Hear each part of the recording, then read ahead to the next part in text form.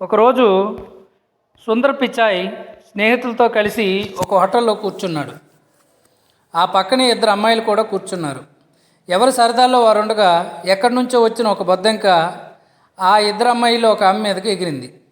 అంతే, హోటల్ దద్దరిల్లేలా అరిచి గోల చేసి ఎగిరి ఎలాగైతే నేను బొద్దంకిని మిగిల్చి ఇసిరి కొట్టేసింది. అది కాస్త వెళ్ళి రెండో అమ్మాయి మీద పడింది. ఆవిడ కూడా అదే స్థాయిలో గగ్గోలు పెట్టింది. ఆ గందరగోళంలోనే దాన్ని విదిల్చేసరికి అది వెళ్ళి ఒక సర్వర్ మీద పడింది.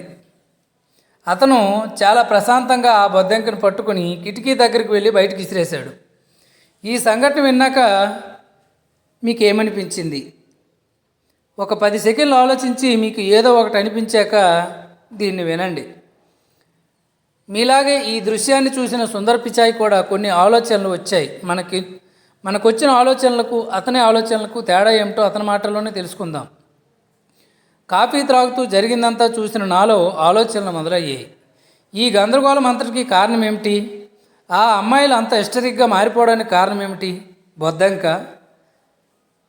అలా అయితే ఆ సర్వర్ మీద పడేటప్పుడు కూడా అదే బొద్దంకి ఉంది కదా, అతను ఎందుకు వీళ్ళలా డిస్టర్బ్ కాలేదు?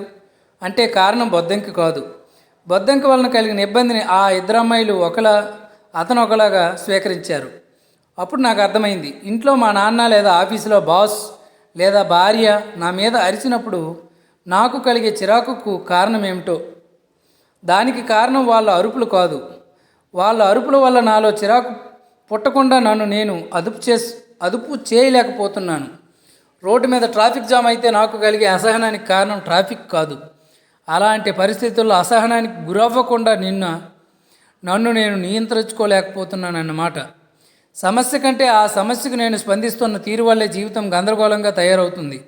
బొద్దంకి ఘటన వల్ల నాకు అర్థమైంది ఏంటంటే, సమస్యల పట్ల స్పందించడం కంటే సమస్యలను అధిగమించడం ముఖ్యం. బొద్దంకి రూపంలో వచ్చిన సమస్యకు ఆ అమ్మాయిలు అతిగా స్పందించారు, కానీ ఆ సర్వర్ స్పందించకుండా సమస్యను అధిగమించాడు. స్పందనలు ఎప్పుడూ ఉద్రేకాలతో కూడినవి. సమస్యను అధిగమించడం అనేది మాత్రం ఆలోచనలతో కూడుకుని ఉంటుంది. ఇది అర్థం చేసుకుంటే జీవితం అందంగా కనిపిస్తుంది.